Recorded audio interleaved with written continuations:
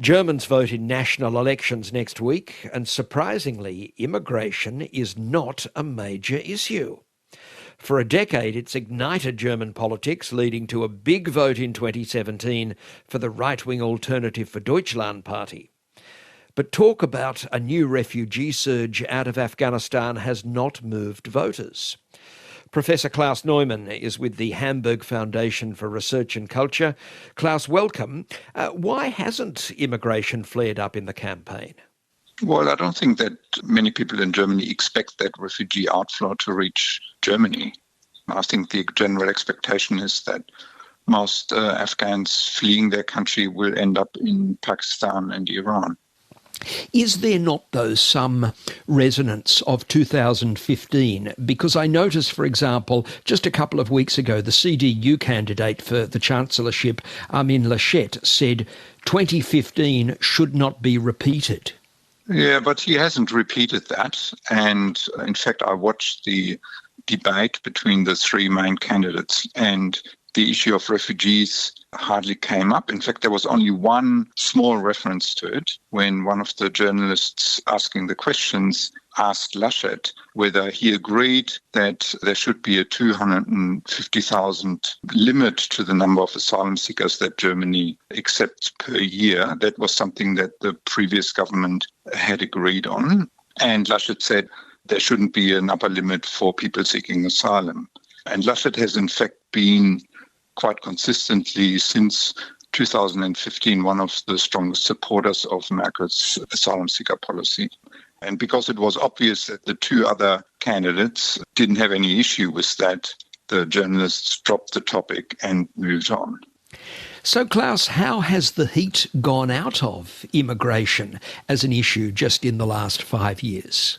Well, I think the heat went out at least a couple of years ago, if not earlier. In the last 18 months or so, the main topic has been Corona. That has pretty much replaced the refugee issue also as an issue that has been used by the far right. So I think that's one of the reasons. I mean, the fact that there are so few people coming now to Germany as refugees or as asylum seekers, that's probably the main reason why that's no longer a big issue. Do you think that is likely then to be reflected in a diminishing vote for the Alternative for Deutschland, which is the right-wing nationalist party? No, I think they will pretty much retain their share of the vote, and that's to do with their stance on corona restrictions. So that's the only party in Germany that opposes the restrictions imposed by the state and federal governments. It's the only party that is very skeptical about vaccinations. And I think that will ensure that its previous vote is pretty much going to be maintained. There was something quite unusual in German politics just a couple of weeks ago. There was an attack on the Catholic background and the Catholic association of the CDU candidate Armin Laschet. What was that about? Because it was, as I say, it was quite unusual. Yes, it was very unusual. And it wasn't so much an attack on his background, but it was an attack on the views of his chief of staff, in fact. What happened was that at the campaign launch of the Social Democrats, they showed us a very short video clip which depicted Armin Laschet as a Matryoshka figure. The Russian doll. The Russian doll, that's right. So as that doll was unpacked, other figures appeared, and one of them was this chief of staff of Laschet. And he had, in 2007, in a talk show on television, said that he opposes premarital sex. You know, he has been known to have quite fundamentalist views on issues due to his particular brand of Christianity. But there were protests both from the Christian Democrats, but also from some of the other politicians belonging to other parties, including the Greens. And the Social Democrats haven't used that video since.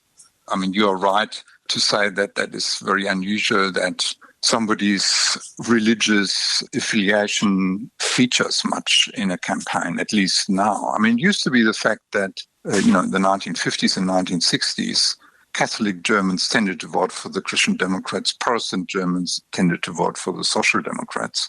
But that's no longer the case. And prior to our conversation, I tried to find out what religion, what church the three main candidates actually belong to. I mean, with Laschet, it's very clear. I mean, he is a Catholic and he actually worked for a Catholic newspaper. But with the other two, I actually had to do a bit of a search to find out.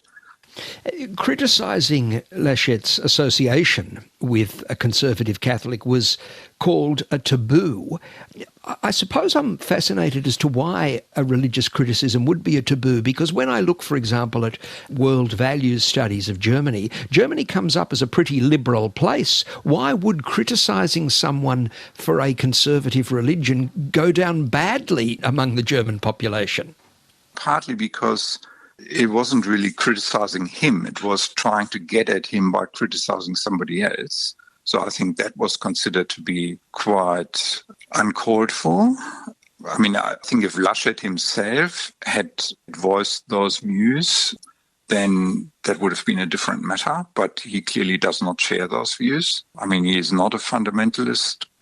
And also, I think Germans are very careful not to mix politics and private life. Whether somebody goes to church on Sundays, that's considered to be her or his private matter rather than a matter of public concern. There is some other interesting data that's quite recent from Pew Research from late 2019. It showed that in West Germany, the old West Germany, 60% of people still say that religion is very important or somewhat important to them. Why don't these values issues play a larger role then in German politics? Because that's a very significant number of people who identify with religion. Well, I mean, that depends on what people who were asked by Pew Research, what they meant when they said religion is important to them. I mean, it could just be that they are Protestants or Catholics, that they pay 8 or 9% of their income tax, for the church. And that's an important aspect of their life. Protestants tend to go to church maybe once or twice a year. I don't think it means that they're necessarily believers. I mean, I would be surprised if 60% of Germans considered themselves to be believers. For many, church is just, a social context. In terms of values, ethical questions play a big role in the election campaign.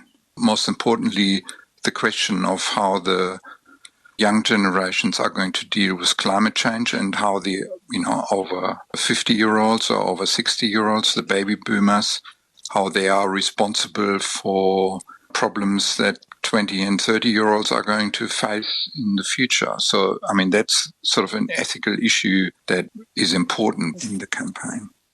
Professor Klaus Neumann, he's with Deakin University. He's also with the Hamburg Foundation for Research and Culture in Germany. Klaus, thank you for coming back to the Religion and Ethics Report. You're welcome. And you're with Andrew West. Meanwhile, Pope Francis has been in Hungary and Slovakia delivering a strong message about the plight of immigrants and refugees.